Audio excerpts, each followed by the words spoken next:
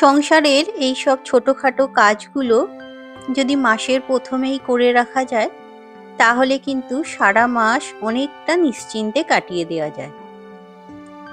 নমস্কার বন্ধুরা, আশা করি তোমরা সবাই খুব ভালো আছো। আমিও খুব ভালো আছি। সম্পাস লাইফস্টাইলের আরও একটা নতুন ভিডিওতে তোমাদের সবাইকে স্বাগত। ঠান্ডাটা কয়েকদিন বেশ ভালোই কমে এসেছে, তবে সকালের দিকে ঘুম থেকে ওঠার পর একটু ঠান্ডা ঠান্ডা লাগছে। তাই রান্নাঘরে এসে প্রথমে আগে চাটাই বসিয়ে নিলাম। চাটা খাওয়ার পরে এখানে এই যে রান্নার আয়োজন শুরু করেছি। এদিকে মাছটা ভাজতে দিয়েছি আর ওদিকে দিয়েছি কিছু সবজি ভাজতে। আজকে বিভিন্ন রকম সবজি দিয়ে একটা তরকারি করব, তো তাই অনেক রকম সবজি এখানে ভাজতে দিয়ে দিয়েছিলাম। তার মধ্যে সিম, বিনস, আলু, গাজর, বেগুন আর রাঙা আলু সবকিছুই ছিল।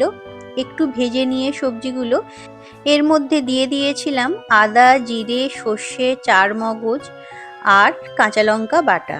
তো সমস্ত বাটনা দেওয়ার পর একটু এটাকে ভালো করে মিশিয়ে নিয়ে তারপরে দিয়ে দিয়েছিলাম জল, স্বাদমতো নুন আর হলুদ। আর ওদিকে মাছটা ভেজে একটু মাছের ঝাল করে নিয়েছিলাম সর্ষে বাটা দিয়ে। আর ততক্ষণে দেখো এদিকে কিন্তু রান্নাটা আমার কমপ্লিট হয়ে গেছে। এর মধ্যে দিয়ে দিলাম একটু ভাজা মশলা। এর মধ্যে আছে 5 ফোড়ন আর জিরে শুকনো কড়াইতে ভেজে গুঁড়ো করে নিয়েছিলাম, আর দিলাম 1 চামচ ঘি। তারপরে এই যে ভালো করে মিশিয়ে নিয়েছি। আর আজকের মতো রান্না আমার এইটুকুই, আজকে আর বিশেষ কিছু করিনি। আর আজকে সকালে না ফ্লিপকার্ট থেকে একটা জিনিস এসেছে, অর্ডার দিয়েছিলাম বেশ কিছুদিন আগে। এই 3টে ফটোর একটা সেট।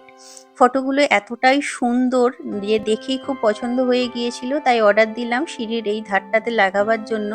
আর হলুদ দেওয়ালের উপরে ছবিগুলো এতটাই সুন্দর লাগছিল যে তোমাদের সঙ্গে শেয়ার না করে পারলাম না। তোমরা অবশ্যই জানিও কেমন হয়েছে এটা।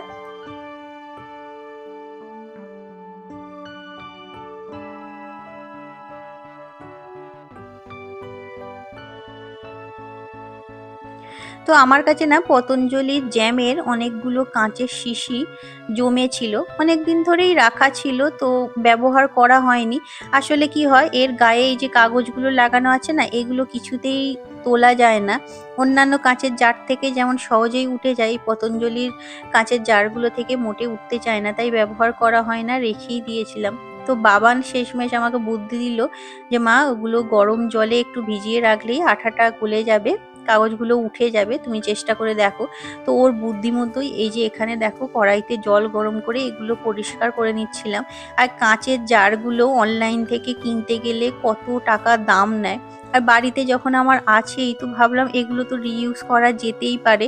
কদিন ধরেই আসলে ভাবছিলাম যে কাঁচের বেশ কয়েকটা জার অর্ডার দেব। এগুলো দেখতেও যেমন সুন্দর, ব্যবহার করাটাও ভালো, প্লাস্টিকের থেকে এমনিতেও কাঁচ, স্টিল এগুলো ব্যবহার করা ভালো। তো যাই হোক, গরম জলে রেখে কিন্তু অনেকটাই উঠে ওগুলো পরিষ্কার হয়ে গেছে। আর সকালবেলা না এই যে বড় কন্টেনারগুলো ছিল সেগুলো সব ধুয়ে পরিষ্কার করেছিলাম, কারণ মাসের প্রথমে যেহেতু মুদিখানা দোকান বাজারগুলো এনে কয়েকদিন ধরেই ঘরে পড়েই আছে, কিন্তু গুছিয়ে যে রাখবো সময় করেই উঠতে পারছি না। তো আজকে ফাইনালি সমস্ত ফাঁকা কন্টেনারগুলো ধুয়ে পরিষ্কার করে দিয়েছি, তবে সব কন্টেনার ধোয়া হয়নি, যাতে জিনিস আছে এখনো সেগুলো ওইভাবেই আছে, যেগুলো ফাঁকা হয়েছে সেগুলোই শুধুমাত্র পরিষ্কার করেছিলাম। তো এখন এই যে সমস্ত কাজ কমপ্লিট করে বসেছি কন্টেনারগুলো ভরে নেওয়ার জন্য। তো সুস্মিতা ভয়েস অফ ওয়াইফস থেকে, সুস্মিতা তুমি কমেন্ট করেছো রান্না বান্না বেশ সুন্দর হয়েছে, খুব সুন্দর লাগলো ভিডিওটা দিদিভাই। একটু দেরি হলো আসতে, বাড়িতে ছিলাম না কয়েকদিন, তাই। কোনো ব্যাপার না সুস্মিতা, তুমি যে দেখেছো ভিডিওটা এটাই আমার জন্য অনেক। তবে শুনে খুব ভালো লাগলো যে ভিডিওটা তোমার ভালো লেগেছে। এইভাবেই পাশে থেকো বোন। আর কাঁচের জ্যামের শিশিগুলো কতটা পরিষ্কার হয়ে গেছে তোমরা নিশ্চয়ই দেখতেই পাচ্ছ। এই যে এর মধ্যে 4 মগজ রেখে দিলাম, দেখতেও কত ভালো লাগছে। তবে তোমাদের একটা ভালো জিনিস দেখায়। এটা কি তোমরা চিনতে পারছো? সেই হরলিক্সের কাঁচের শিশি।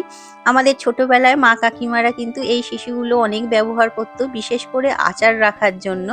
তো আমার শাশুড়ি মার না এইরকম অনেক কাঁচের শিশি ছিল জানো তো, কিন্তু এখন আপাতত এই একটাই আছে, বাকিগুলো বেশিরভাগই আমার হাত থেকে পড়ে বা বাবান খেলতে গিয়ে ভেঙে ফেলেছে। তো এই শিশিটা ভালো করে পরিষ্কার করে রেখে দিয়েছিলাম, তার মধ্যে এই যে নুন ঢেলে রাখলাম। শিশিটা দেখতে এত ভালো লাগে আর এত ভারী এই শিশিগুলো যে রেগুলার ব্যবহার করাটা সত্যিই একটু মুশকিল হয়ে যায়। হোম কুক কবিতা এই আইডি থেকে দিদিভাই তুমি কমেন্ট করেছো, আমার এখন আপাতত কোনো হেল্পিং হ্যান্ড নেই, তবে নিজের কাজ নিজে করি, ঠিক টাইমে হয়ে যায়। খুব ভালো লাগলো রান্না। আমার ঘরে দুজন খিচুড়ি খায় না, তাই করতে পারি না। আমার শাশুড়ি মা খুব খিচুড়ি ভালোবাসতেন, তখন শীতকালে বর্ষাকালে করতাম। বেশ ভালো লাগলো ভিডিওটা। অনেক অনেক ধন্যবাদ দিদিভাই, প্রথমেই জানাই তোমাকে। তুমি যে আমার ভিডিওটা এত ভালো করে দেখেছো এবং তারপরে এত সুন্দর একটা বড় কমেন্ট করেছো, তার জন্য অসংখ্য ধন্যবাদ। খিচুড়ি খেতে সত্যি আমাদের বাড়িতে সবাই খুব ভালোবাসে, তবে গরমকালে খুব একটা করা হয়ে ওঠে না। শীতকালে বর্ষাকালে করার চেষ্টা করি, এই আর কি। এদিকে সমস্ত মশলাপাতি কিন্তু আমার কন্টেনারে ভরা হয়ে গেছে, আর যেগুলো এক্সট্রা ছিল সেগুলো এই যে বড় কন্টেনারগুলোর মধ্যে ঢুকিয়ে রেখেছি। তবে বড় কন্টেনার না, আমাকে আরো দু একটা কিনতে হবে, কারণ সব কিছু এইগুলোর মধ্যে রাখা যাচ্ছে না, একটু অসুবিধা হচ্ছে। দেখি কবে কেনা যায়। তারপরে উপরে ক্যাবিনেটের মধ্যে সব ভালো করে গুছিয়ে তুলে রাখছি। মাসের প্রথমে একদিন হাতে একটু সময় নিয়ে যদি এইভাবে মুদিখানা দোকান বাজারগুলো গুছিয়ে তুলে রাখা যায়, তাহলে কিন্তু সারা মাস প্রত্যেক দিনের রান্নার কাজটা অনেকটা ইজি হয়ে যায়। আর আমার তো জানোই, সকালে ঘুম থেকে উঠেই আগে রান্নাঘরে এসে রান্নার কাজ আরম্ভ করতে হয়।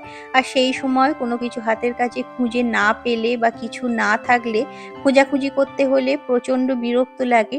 তাই সমস্ত কিছু আমি এই মাসের প্রথমের দিকেই একেবারে কন্টেনারে ভরে গুছিয়ে রাখি। আর যেটুকু একটু বাকি থাকে সেটা ওই যে রাত্রেবেলা শোয়ার আগে আমি সমস্তটা গুছিয়ে রেখে তারপর শুতে যাই, যাতে সকালে ঘুম থেকে উঠে আর আমাকে খোঁজাখুঁজি বেশি করতে না হয়। আর তেলটাও শেষ হয়ে গিয়েছিল, একেবারে কন্টেনারে ঢেলে রাখলাম। আমি না ডিম রাখার এই যে কন্টেনারটা অনলাইন থেকে নিয়েছিলাম, এটা কিন্তু প্রচণ্ড হেল্পফুল একটা জিনিস।